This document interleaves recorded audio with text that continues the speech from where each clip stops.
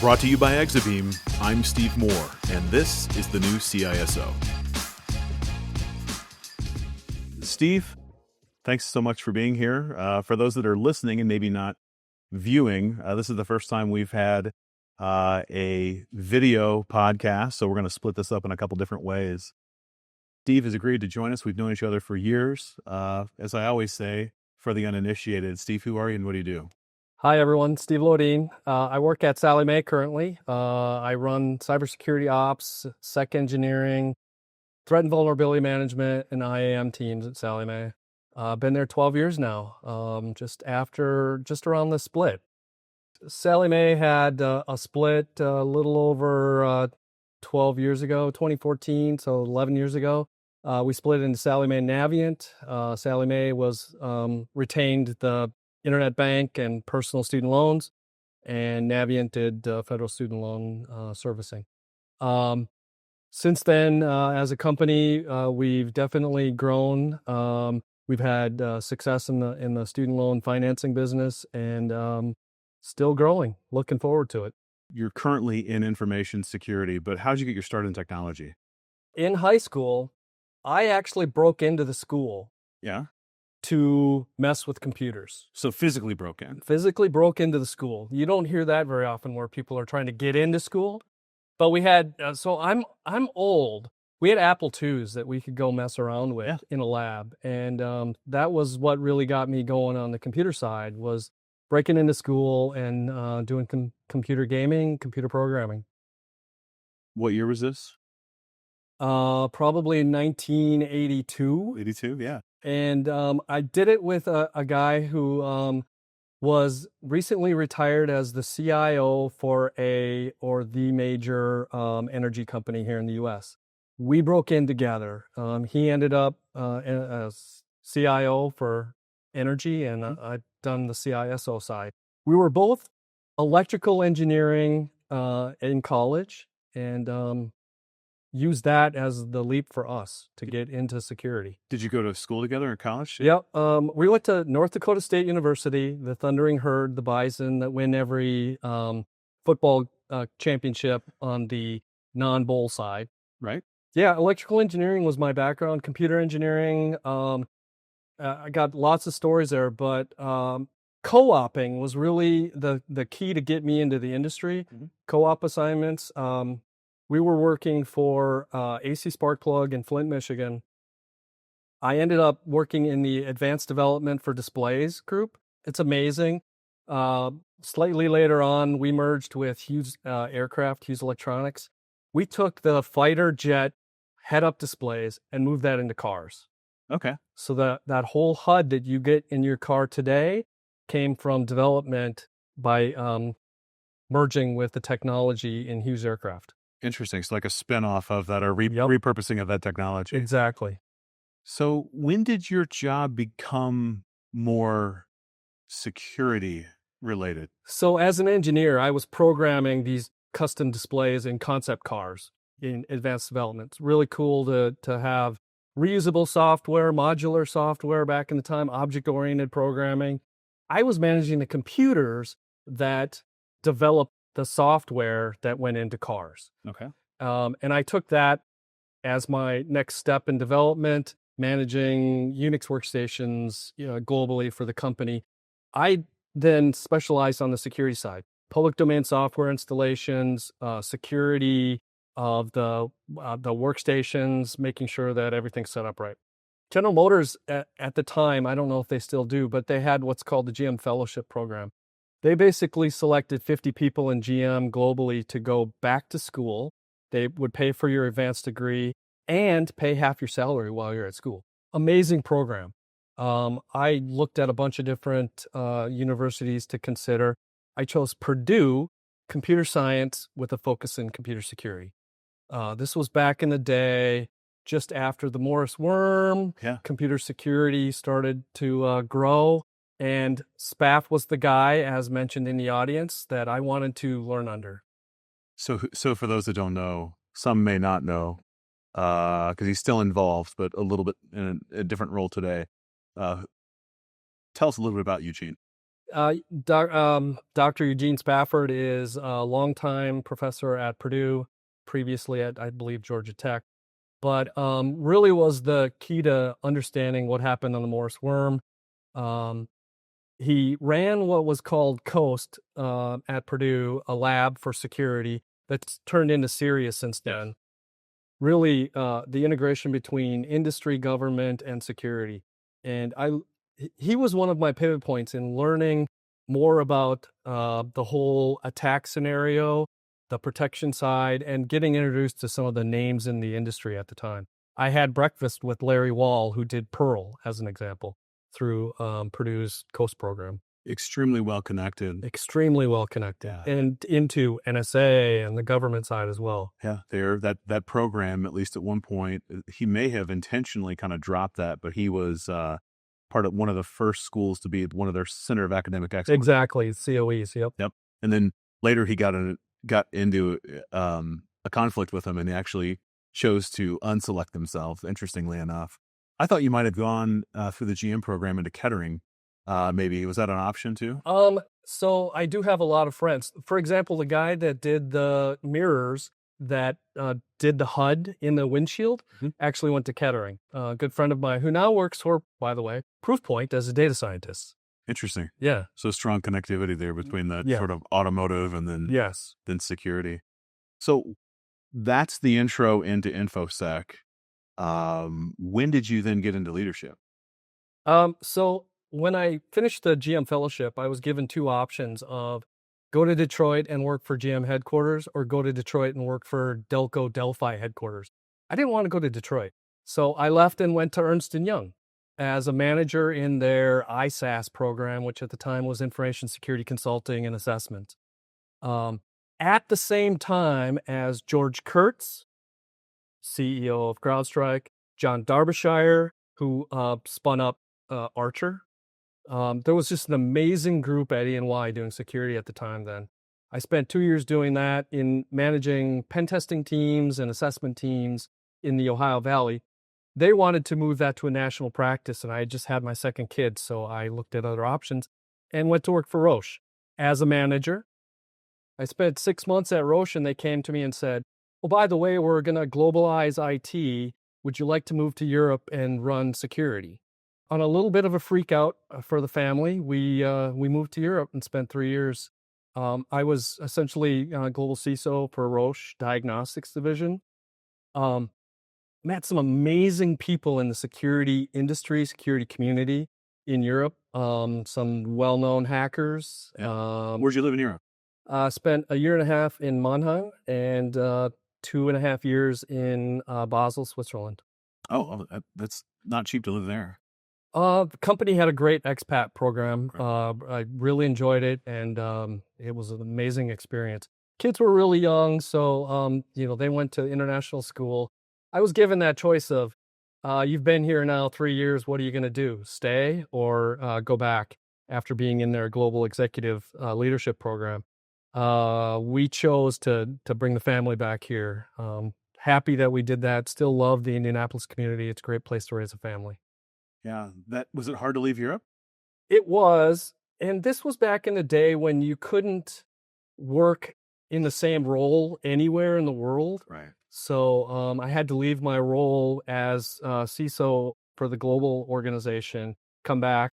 I chose product security at the time. Yeah. So I spent a lot of time in the HIMSS organization, the MSD squared, manufactured system disclosure for medical device security. MDS squared was my project at HIMSS that helped set making sure that the product manufacturers like Philips, GE, and Roche were upfront and transparent about the security of their medical devices. Because at the time, everything was connected to a network and any hacker could break into anything. So we were really concerned about protecting our medical devices from the hospital network. Right. Which is, for those that aren't familiar, is typically not the safest or most controlled. Yeah. They try to be, but they're usually underfunded. One of the things I learned from a GE person was we aren't really concerned about the systems. It's really the patient. So for the patient, for the business, it's not life or death. For the patient, it could be life or death. So they really spend a lot of time. So you do that. By the way, you talk about pivot points. You mentioned that earlier, talk about your career. So medical devices, you come back from Europe, you work on medical devices. What is that chapter? What's How the was biggest that takeaway? chapter in? Well, what's the biggest takeaway from that chapter, right? That's a tough one. And you were probably ahead of the curve on that. You were working on device security well before a lot of people were. If you look back more on your career from a leadership perspective in particular, like what skills did you have to pick up beyond the technology there? Definitely, we were a global culture. I spent 3.5 years in Europe, and I had one meeting that wasn't in English the entire time, and that's living in Germany and Switzerland. Switzerland side was German as well. So the company was well prepared. We spent a lot of time on culture, and that made a huge difference as a company. Um, understanding the difference in culture in all the different locations. Germany, you always hear about the union, Betriebsrat having a huge influence in what you can do and can't do on the security side. The Japanese culture is completely different. Learning all of that and being able to operate in a global company was amazing. Here, when we were here at Roche in Indianapolis, we would have team get-togethers on a quarterly basis where some part of the world would be doing this at 2 in the morning because you'd have Europe, Asia, and the US all together on a call. But that was important enough to drive that. And security was always a focus of the company. Never wanted to get hacked, never wanted to have customers affected, always taking into considerations at the time, I think it was called DIACAP or DITSCAP, Yeah. to make sure that we were meeting the US government regulations. That was always a concern, not a byproduct or a secondary for them. So what happens after that chapter? So again, great expat experience. Decided to move back to the US and got lost in the system. So this is where I made some bad career choices. Everybody makes those, right? I felt lost. Not I didn't get what I thought my career path was gonna happen because I wasn't at headquarters. Really was the answer. So I chose to go off and work at a VAR. Mhm. Um, that was not a fun experience. That was definitely boss versus me. I had a British boss with different expectations, and we decided to part ways. But that was definitely one of those career challenges. I'm sure you've had something similar. No, yeah, absolutely. So you did that. You did the VAR. I know there's a couple steps in there, and then you ultimately you you arrive at Sallie Mae, which is where you are today, Yep, correct? yep. Um, after that VAR, there were startups and another career uh, mis- mishap that lasted about 7 weeks. Let's spend a second on that 7 weeks. So you don't have to say what it is, but I think what's important for those that listen to the show and know, like we spend a lot of time talking about missteps because those are the teachable moments, whether it's a technical breach or a career misstep or whatever that is. I don't think we talk about this stuff enough, and we try to keep our LinkedIn face on, right? And we're all successful. We all have make no mistakes. We all have these issues, right? No issues at all. Like what what was the issue going in and what was the issue going out? Is there a teachable moment there for those that are going to The be listening? teachable moment that I had, and it sits here in the room with us, is that I didn't ask other people their opinion about going to work at this company. Okay.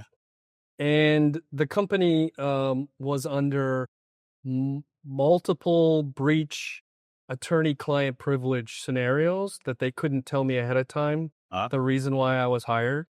And I spent essentially 7 weeks of sleepless nights on my side. And between the two of us, we decided that wasn't a good place to be. Probably not a good place to be, it sounds like, but sometimes a breach can offer career opportunity. Yeah, that's what they were trying to do, was grow a team to respond to multiple credit card breaches. Look, a lot of the stuff we talk about on the show, I talk to guys that are going into a job and it's not what they think it was going to be. And they're in charge. They're the CISO. and something isn't right. And inevitably, I've had maybe 6 or 7 examples of this. And so my question to them is, and I know they were under attorney-client privilege and couldn't share certain things, but I always ask, would you have asked different questions? Would you have interviewed differently knowing what you know? And the answer is unequivocally yes. So Yeah, definitely a yes. And again, the fault on me was I didn't ask around to people that knew more. So bad on me for jumping at a job opportunity that looked great. we can all fall victim to that, though. You're excited, right? It's you. Maybe there's something that appeals about the role. Maybe it's a fancier title. Maybe pay is better. We have Right. these leading indicators that, and then we sort of ignore maybe this other research. So And I've learned since then that there are, I think, five pieces that keep me where I'm at. Do I like the job? right, Do I like who I work for? Do I like where it's located? Do I like my boss? How's the culture of the company? Right. And if you go ask those questions before you make a move to get other people's opinions on that target company, I think you can feel better about that decision afterwards. have those those topics that you just rattled off, those 5, have those changed over time for you personally? Oh, yeah, definitely. They've changed over time. I have not moved, other than spending 3 years in Europe, I have not moved out of Indianapolis. Love the community, but what has that done? It's limited my opportunities nationwide for advancement, for new jobs. So I've chosen that Yeah, as my go-to there. it's interesting because I think we're similar in the way that if you look at our CV, I tend to stay places a while, which is a little uncharacteristic for many in Yep. our field. So Yep. it was, I think, 8.5 years at Sallie Mae. I think it was 7.5 or 8 at Mhm. now Elevance, and then Exabeam is almost 8, which is very is a very strange. Usually it's 1 year, 2 years, that kind of thing. So you're a little that Very, way. very similar. For me, it was 10 at GM, 8 at Roche, and now 12 at Sallie Mae. And came up on 10, and I'm like, this is my trigger to start thinking about something else. Do you get something cool for 10 years? Do you get like a Um, toaster? Not like the old companies used to get you. Yeah. They used to be like silver. So we didn't overlap. No, you left before I got to Sallie Mae back in the Yes. day. Yeah. So for those listening, we were both in this same kind of department, but missed each other, I think, by maybe a year. So the interesting thing for the audience in this building that we're at today is that I came into Sallie Mae replacing Brian Brush. Brian had just left Sallie Mae. He's now the guide point leader here in Indianapolis. He had just left Sallie Mae to go work for Qualys, and was in charge of vulnerability management essentially at Sallie Mae.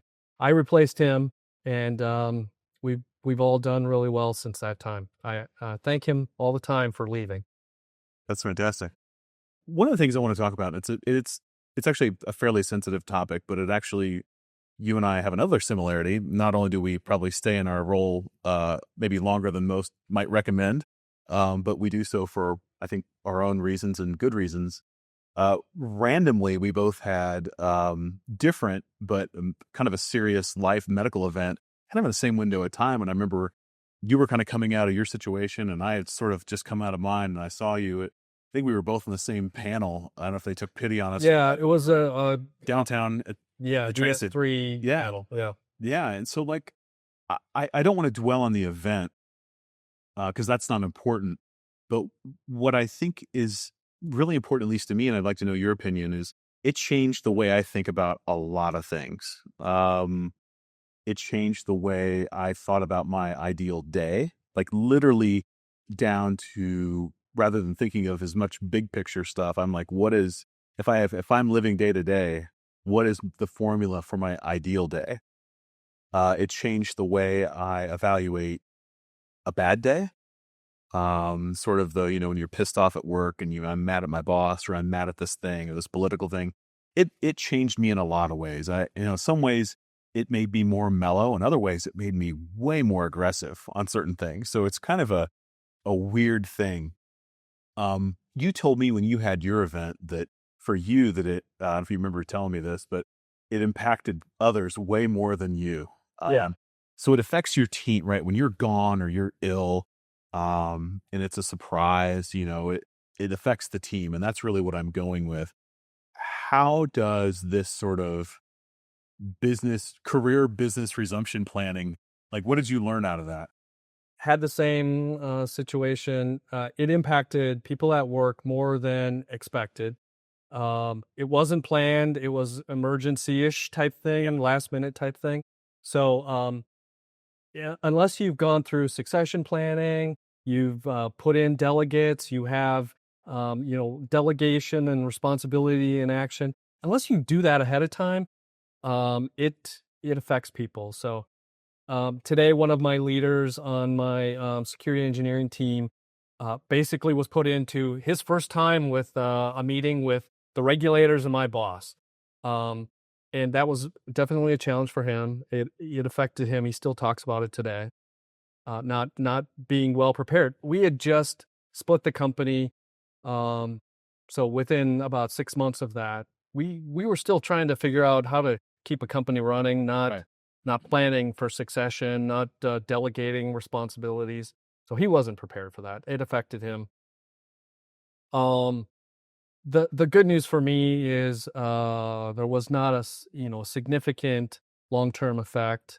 It was short term disability, back on the job, but trying to find somebody in a last minute to be me from a consulting third party virtual CISO effect was challenging. Right. But yeah, it affected the team. Everybody still remembers that. So to push on that, I mean, i- if the guy that it affected, if he still talks about it today, for those that haven't had to go through it, and I know we talk about, we have succession planning, but a lot of time that's done on the back of a napkin and it's submitted to, some sort of planning Right. exercise, and we don't really practice that. Right.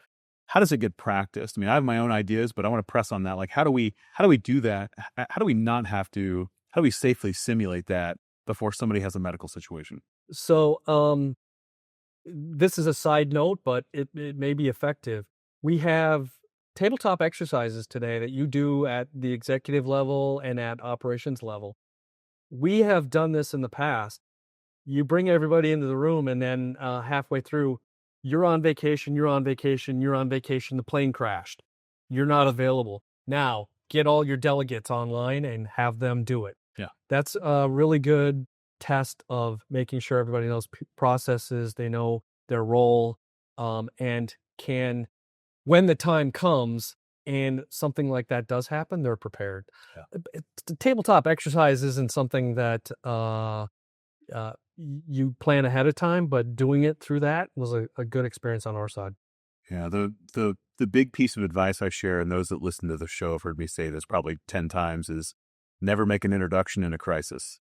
And so you need to be able to pull people in. Yep. The way you get around this outside of a tabletop is start inviting more people to meetings. It costs more, but if you need to bring and maybe even skip a level, just sit in the room and see what the demeanor is like. Don't make the first time like me when you have to do an SLT or an ELT or a board meeting. I had to go in cold, and you don't know how to read the room. You don't know the body language of the people. You don't know how they think. You don't know where they sit. There's even though it's open seating, it is not open seating. Like, these types of things matter. And so getting comfortable in the room is super important. So the other thing I'd say is, bring people along so they can at least meet folks and have a general idea of the flow of the meeting and that kind of thing, because you can't, I don't think you can synthesize it. I think the strategy of the tabletop is fantastic of, pull some people out. My experience on this particular topic was most sort of illuminated during breach response. Yep. My prior employer, then helping several other organizations with a similar issue, where you're so overwhelmed, it's not enough for the CISO, they're buried. It's not enough for their direct reports, they're buried, because there's auditors, there's other people that are in there, there's breach response activities. So you're going 2 and 3 levels deep, maybe 4, and putting them in front of, powerful, important people and stressful situations. So that's why your guys still remember it, right? Yep. So that's something that I think we need from a leadership perspective. We have to practice this a little better. So, crisis in U.S. government, war, those types of things where you're in the situation room, watching the political pieces and the positioning is all interesting. I heard you talk about this probably twice in that 2-part session with Seafred. Yeah. That was great to listen to your experiences there. Seafred is internal parlance for Christopher Frederick, who is supposed to be here right now and is not. We miss him dearly, but he's a great friend and an amazing leader. Was talking about this sort of stepping up idea, right? Yep. And how do you step into these difficult positions? So I want to shift gears a little bit. You told me once that one of the sore spots in general that you think in a position like yours, not necessarily related to your current employer, but just in general, that you still encounter individuals that don't believe that the business side understands the adversary enough. And really, I let in with what irritates you about sort of the career of security most. And it's sort of this lack of adversarial understanding, and then also sort of they're not interested until there's a mistake or until there's a mess up, then they get interested. Like, expand on that for me. The preparation and understanding that the threat actors out there today aren't looking for the Fortune 500 all the time. They're looking for the quick win. And that can be anybody these days because everybody has electronic something, e-commerce, digital whatever, transformed into IT, where if you take down IT, it affects the company. Mhm. So there's always now money to be gained on that. And people don't realize that. They think, I'm not the target. They're not going to hit me. But if you take a look at all the breaches these days, they're going smaller. Yeah. They're getting less money, but they're going for anybody that'll pay them money. I mean, that's the hacker ways these days. So how do we, I mean, I think everyone's well aware because I would argue they're almost over inundated with at least the knowledge of these attacks because they've become mainstream, right? It's newsworthy. Yeah. And we've had, several large global outages and other things that have sort of brought these to everyone's attention. But is that really, like, we have to put that ownership of that problem back on our shoulders, I believe, meaning we still own, even though we're sort of blaming them for not understanding, like, they're not going to fix that. We have to own that. So how does that get fixed? It's kind of a Chicken Little type of thing because when we say what the potential impact to the company is, then we're looked at as being inaccurate or overreactionary. So, the example is, as a security leader, I need to protect the company better. It's going to cost me a couple $1 million to implement a new tool to do EDR better or something like that. But they look at that as a annual $2 million rather than take a look at, well, if they own us, we go down as a business, it has the following effect on the bottom line. And you add on then any regulatory or compliance or on top of that, and you're in tens to hundreds to $1 billion, depending on the size of the company. That's right. If they take a look at that, you can be perceived as being overreactionary. It's never going to happen to us. That'll never happen. But there are plenty of examples of that happening. And it's not just a couple $1 million when you get hacked these days. Oh, I think those numbers are vastly underreported. If you did these at, the average cost of a breach is IBM's version of that is like 6 million. For what? Yeah. You can't breathe for 6 million. The distraction effect that you'll have, just meaning the slowdown on calendars. Think of what you pay your top staff and the added meetings they have, that alone.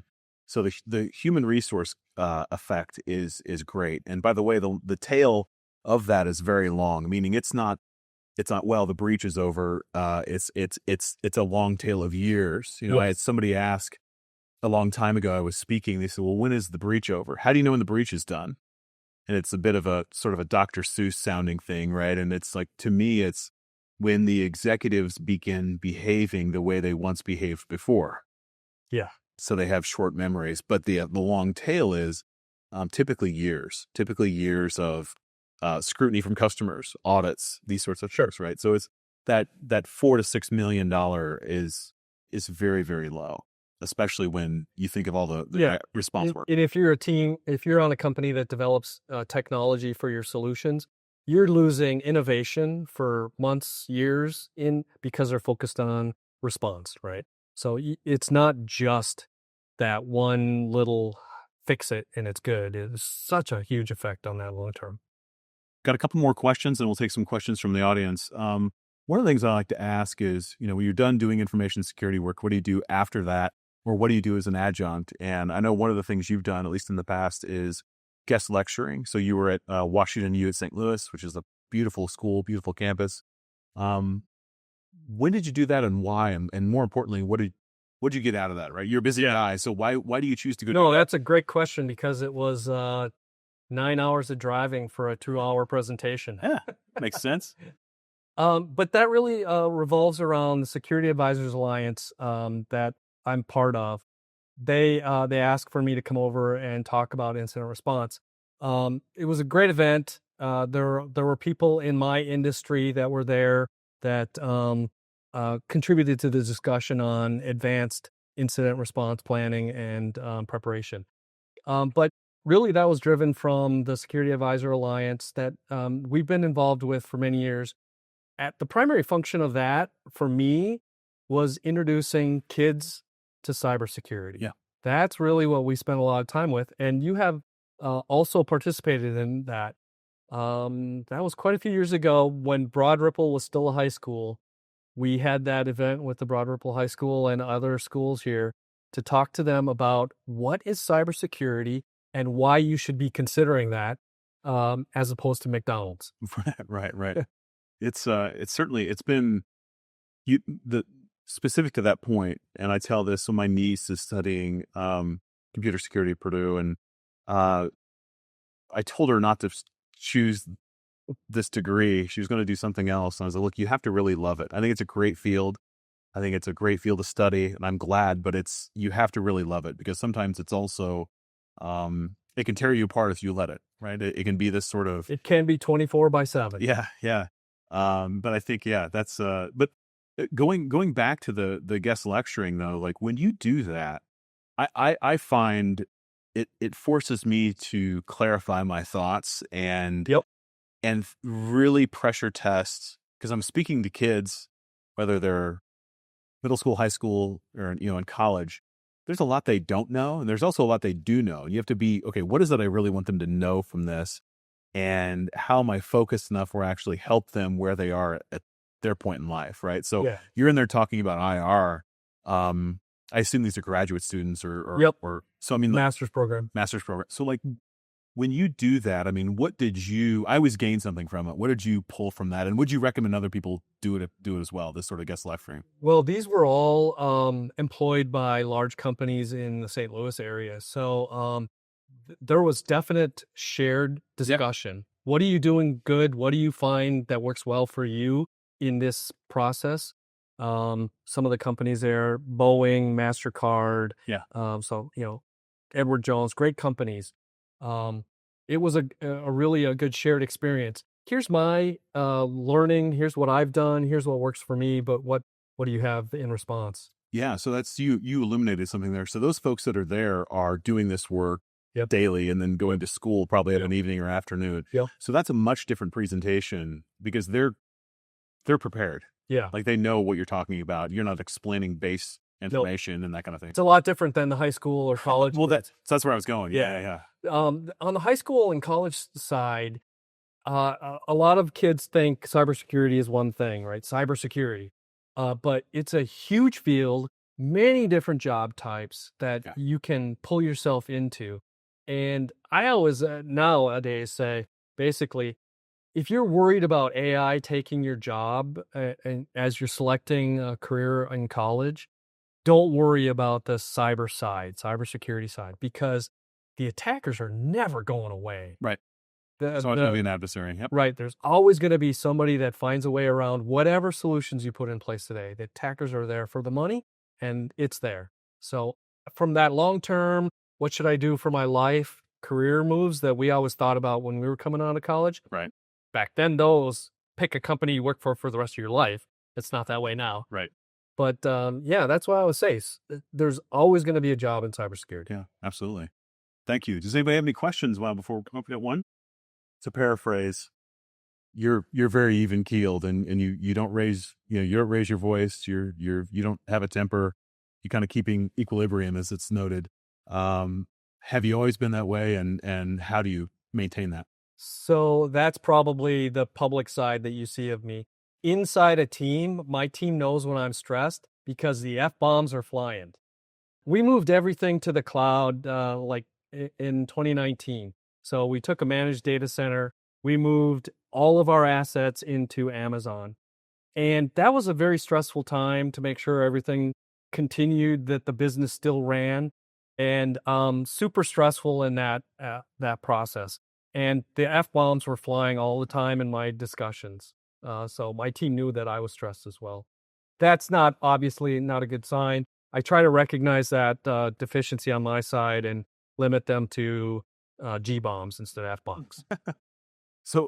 But other than turning the air blue sometimes, I mean, I think you do seem like you're still generally, you don't get too wound up, or at least that's the persona. And I think that's finding a way to find balance in this stressful role. I mean, I think back doing breach response and other things, like Yeah. trying to find myself, trying to figure out, okay, what's going to keep my cortisol levels lower and the stress down. Is there anything that you do that might be helpful to the younger version of you listening right now? Is it hobbies? Is it exercise? Is it some other type of mindfulness? Is it what might that be, if anything? Or are you just naturally level? So naturally kind of level, because I'm asking that question that a colleague of mine from Delphi Delco basically told me, what's the risk? What's the worst case scenario?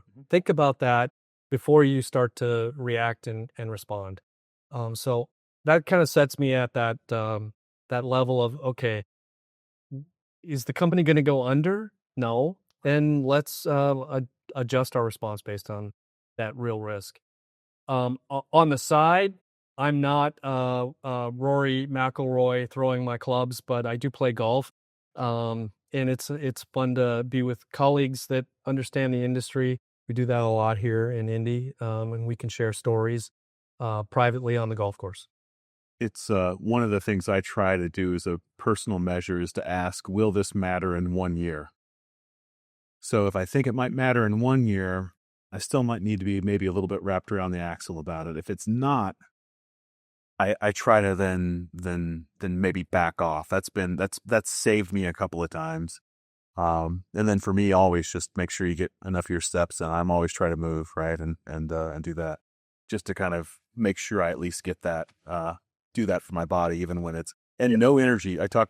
The other thing I talk about, if you're in a high stress role and you're especially doing breach response, diet and rest are two of the things that some people jokingly might have heard me talk about breach pants and the effect of gaining weight and high stress and eating poorly, but just hydration in general. And then making sure that if your team is in that stressful mode, making sure that they've got healthy food and that they're, that kind of thing. We want to load up on energy drinks, right? And that's the absolute worst, right? And that gets a little more into the weeds, but that's another sort of philosophy that. For those in the security industry that travel a lot, either on the vendor side or you're in a global company, definitely sleep and eating have an impact on you. Limit alcohol. Any other questions? Just for those listening, the question centered around learning and understanding how to interact with a business. Where did you pick up that? I think where was that most important? How did you learn it, and what did you learn most in that? So, what I learned most about me and interacting in a company was when I came out of college working for GM. I was focused on me, myself, and I to start, and fairly quickly transitioned to how can I make the team that I'm on better, and that focused then into how can I make our advanced development team better. So, driving a car to Cornell at my boss's request to show to students at Cornell was something that made the department look better, right? when I then transitioned into a global security role, I was thinking of the company as a whole. What can I do for the company? How can I make the company more secure, better operating in terms of IT? So that transition for me personally, from me, myself, and I to the company betterment was really happening there. In terms of the industry, I really like the financial services industry. I feel like we get a lot of respect in protecting the company from the hackers that are out there that are definitely targeting financial services. We can generally spend enough money to protect rather than detect and respond later. So I feel good about that. And I love my peers because we're all in it together with our FSISAC organization. This week, we've had conversations with 2 other banks about how to better protect email coming in with DocuSign phishing emails. So I love that industry all works together. So that's the learning I have on the financial services side. Steve, I can't thank you enough. I think we're right about time. You have been guest in this form, guest zero. So thank you so much. Thanks you for all your candor, and I look forward to getting this published. Yeah, thanks. Thank you. Appreciate it. That's it for this episode of the new CISO. Thank you for listening. Check out more episodes on exabeam.com/podcast, and remember to rate, review, and subscribe to get brand new episodes first.